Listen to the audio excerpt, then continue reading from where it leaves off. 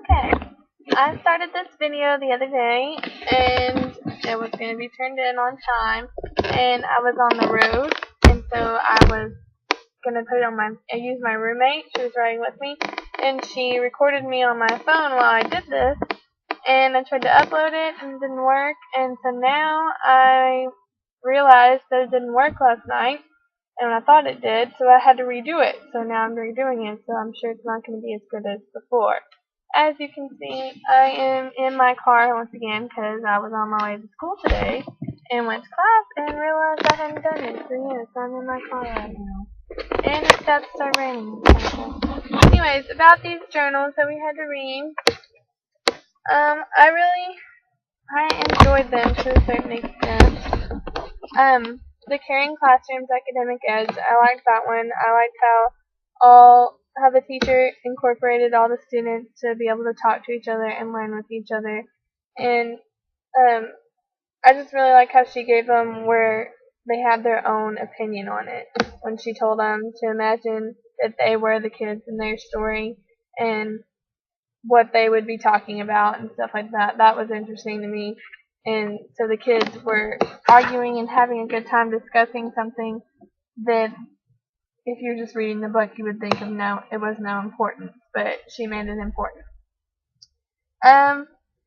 There's in this article they talk about the 5 different points to practice, and I agree with them because it's important to make your kids feel comfortable in your classroom and want to participate in the different things that they do. So it's important to have their warm relationships between you and the other students. Kind of how whenever we watched that video about introducing to each other and respecting each other's ideas and knowing everybody by name and knowing them personally so that you feel comfortable to talk to them. It's important for them to have constructive learning, so not just teaching them things that they already know, and then the next one is a challenging curriculum, so that they know they are learning new things every day, and it's not just the same thing repeated over and over again. Then it's just motivation and social learning, pretty much. And but all of these kind of go hand in hand, because if you are not socially okay, like I think a problem for a while in schools was that teachers just focused mostly on curriculum and getting them to pass the tax test or TOS, whatever it was, and not so much on focusing on the social factors and helping those students build relationships between each other and between the teacher. So, because there's so many people in this world that are just socially awkward and they don't know what they're doing. And it would help if teachers taught them how to do that, and I think that this article kind of responds with that. And it ties into the 7 strategies to support the response, the 7 ones. The first one is build trust, and that kind of goes along with what I was saying earlier, how you introduce each other, from the very beginning. Everybody knows each other's names. Everyone knows what's going on with each other in their lives, and, you feel comfortable and at home with them. Like, you're just in your group of friends or your family, and so it's comfortable. I think it's really important to know everybody in your classroom as a teacher, and you need to know every one of your students. Like, I know I worked at the daycare, and I knew how my kids reacted. I mean, we just did fun stuff because, it was after school program. But I knew that each one of those kids, some of them didn't like to do other things that others would. And since they were different ages, it was also different because some of them really weren't socially to that level yet. And so as their teacher, I had to know each one of them on a personal, note and spend time with each one of them so I could learn how they would react to it. And that's one that I think is most important about it. And then I also think it's important to know the culturally based, all the stuff about their cultures.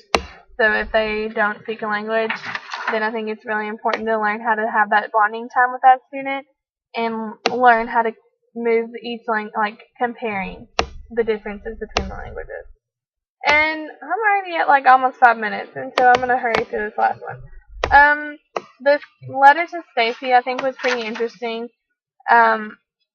I thought it was interesting that a grandma would think about writing this letter in the first place. I don't think that my grandma probably would have felt like that, but whatever.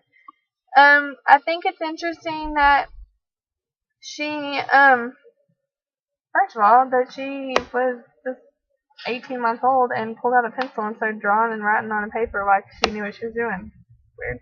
Anyways, then I thought it was interesting how the grandma is talking about how she wants a teacher that's going to be there for her student, not just curriculum-wise.